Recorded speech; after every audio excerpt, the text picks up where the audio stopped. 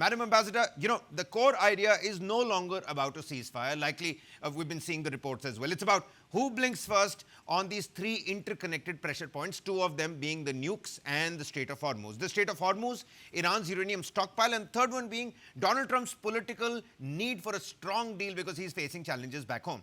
And the biggest takeaway is that both these sides are signaling flexibility publicly, but they're protecting those red lines privately. America says progress is happening, Hormuz must reopen. Iran says there is progress, but there is no imminent agreement. Is this really a peace process, ma'am? How do you read this? Thank you, Kabir, for having me on your show. Yes, it is an ongoing peace deal.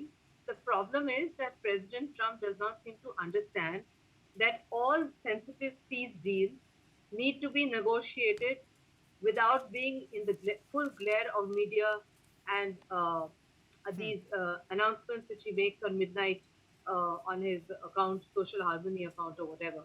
The other issue here is that I think ultimately there will be a fairly longish ceasefire. The Straits of Hormuz will be open. Iran will not ask for money for tankers to go through Straits of Hormuz because that Iran has been told, not just by United States, but even by countries like India, Yeah. etc., that that is a no-no. That's a violation of the international of UNCLOS, and it's also a violation which creates a dangerous precedent for other straits like Straits of Malacca, Panama Canal, etc. So I think that is a done deal.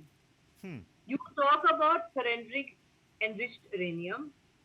No leader in Iran can surrender that enriched uranium, which was enriched under IAEA safeguards, because it will not be accepted by the people of Iran. Whoever agrees will be lynched or murdered. So that's a no-no.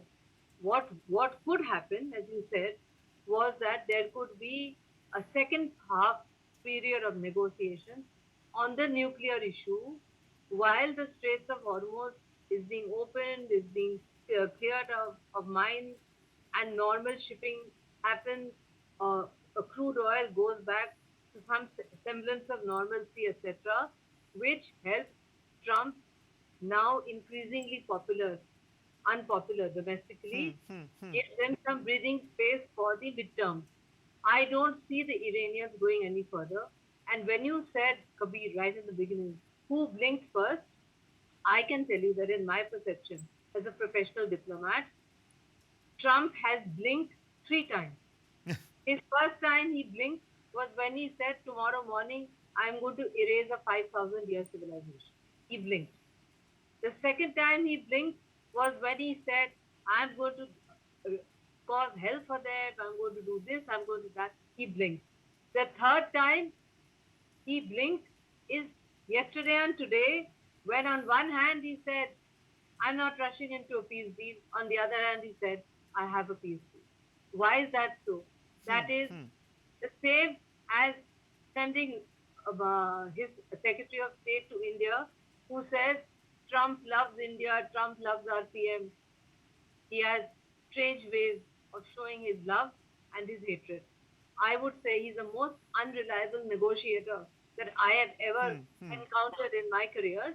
But there is no doubt he has blinked and he will continue to blink because in this incident, he has actually lowered the prestige of United States globally by dealing the way he did with the Iranians.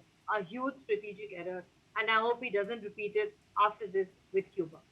It Ambassador, just a quick follow up. You say the ceasefire will happen, Hormuz will reopen. Of course, Donald Trump has blinked. The Republican administration will say that's a case of fly in his eye. He was probably, rubbing that out. But, Ambassador, from your professional diplomatic opinion, this seems like a situation of too many sips between the cup and the lip. How long will it actually take then for us to really move forward? We've been at this square one for a very long time.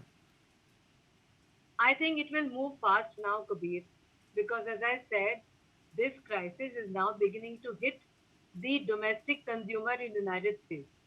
He may not care that the oil prices rise in India or anywhere else, including his best friend, the country of the field marshal. where oils are at an astronomical price. But he does care for his MAGA base. And this is becoming increasingly unpopular. So I think that although he doesn't admit it in public, his first priority is to get the Straits of Hormuz open. If All in right. the process Iran gets back some of its frozen assets, that would be an additional victory for Iran. That may come now, that may come later. But what will happen in the beginning is a ceasefire and the reopening of Straits of Hormuz. Because there, Trump is on his own, NATO has refused to get involved, Yeah. and people told him frankly, buddy, you started it, you better stop it. He has to find a way out. This is the only dignified way out for him to Yeah. say, I have won, I have opened the Straits of Hormuz on my own, I have done this, I have done that. Let him keep saying it, it doesn't matter. As long as we, all of us, including in India, get back oil to its normal price and the poor people in India, But India can get back to normal price in gas cylinders,